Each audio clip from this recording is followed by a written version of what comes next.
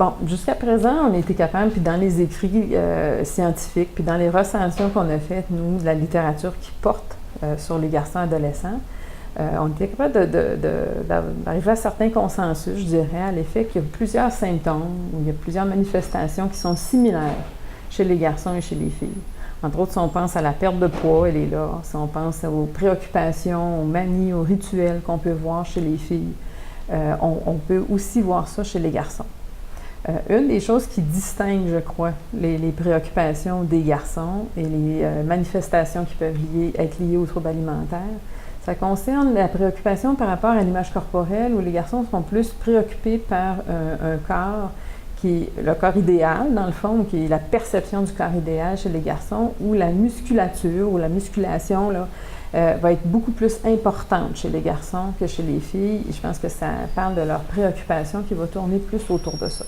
Alors que chez les filles, on va avoir un désir de minceur, hein, c'est souvent, puis ça on a beaucoup entendu parler, qui va motiver, dans le fond, certaines filles à avoir des conduites, certains comportements alimentaires, mais aussi des pensées qui sont liées au comportement, qui peuvent être soit liées à l'alimentation ou des comportements après ça qui deviennent compensatoires. Alors que chez les garçons, donc, ce qu'on voit, c'est que peut-être la motivation est plus à ce moment-là associée à un corps qui est pas, c'est pas tant d'être mince, mais c'est plus d'être musclé et de ne pas avoir de gras. Évidemment, ça a peut-être un impact au niveau des comportements compensatoires, c'est-à-dire, et ça peut devenir une autre distinction au niveau des manifestations, c'est que les garçons vont avoir plus, au niveau des comportements compensatoires, vont faire plus d'activité physique. Il faut faire attention, ça ne veut pas dire que les filles n'en font pas. Juste que les garçons, ce qu'on a jusqu'à présent comme information, c'est que les garçons feraient plus d'activité physique. C'est plus le comportement qu'on voit qu'ils vont utiliser pour perdre du poids ou, à la limite, maintenir leur poids. Et évidemment, ça vise l'objectif d'être plus musclé.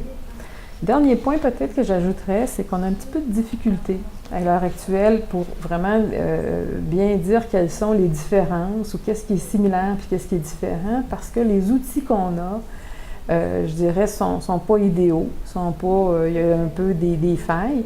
Les principaux outils qu'on a, c'est des outils qui ont été créés pour des filles, donc pour une population féminine, et ça veut dire que les items qui sont dans les questionnaires parlent plus, surtout par rapport à l'image corporelle, je dirais, puis des motivations qui peuvent être liées au comportement.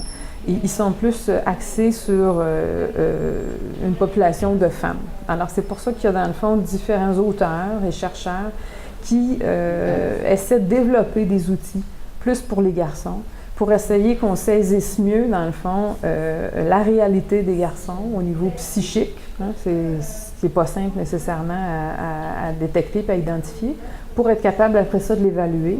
Évidemment, l'objectif, c'est d'être capable de dépister, et si possible, le plus rapidement. Là.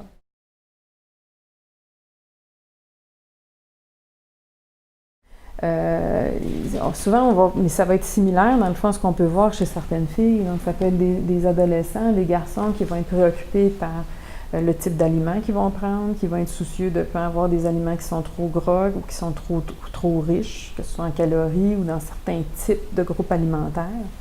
Et à ce niveau-là, je vous dirais que ça ressemble beaucoup à ce qu'on va voir chez les filles. La différence par ailleurs, c'est que peut-être que chez des garçons, chez qui la préoccupation d'avoir du muscle va être plus présente, c'est sûr que là, on peut avoir des préoccupations autres chez le garçon, donc plus avoir un régime riche en protéines.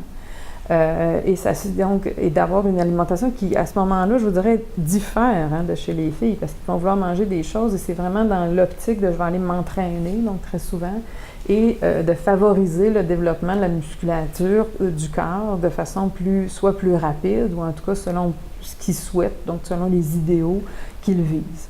Chez les plus jeunes, je dirais que je pense que ça peut prendre vraiment des formes très variées.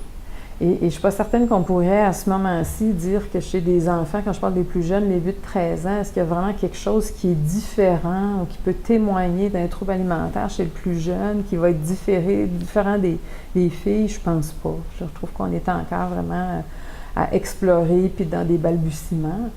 Et chez les garçons, je pense qu'on se rend compte, quand on passe des outils qui ont été plus créés pour les filles, encore là, que peut-être les préoccupations au niveau de l'alimentation ne sont pas toujours les mêmes, mais on doit changer la façon de poser les questions Bon, pour donner un exemple très concret, dans un des questionnaires, on parle de est-ce que tu as l'habitude de manger des quantités d'aliments et de nourriture inhabituellement grandes?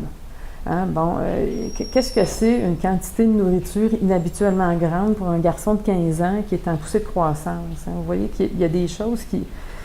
C'est dur d'évaluer où est-ce qu'il est le montant exact qu'on doit manger, puis on sait qu'avec des garçons adolescents, c'est quelque chose qui est assez fréquent. Et donc, il faut que nos outils soient adaptés, à mon avis, au portrait qu'on a d'adolescents dits dans une trajectoire de développement normale, puis chez qui on essaie de détecter qu'il y a peut-être quelque chose qui peut devenir problématique ou carrément qu'elle l'est.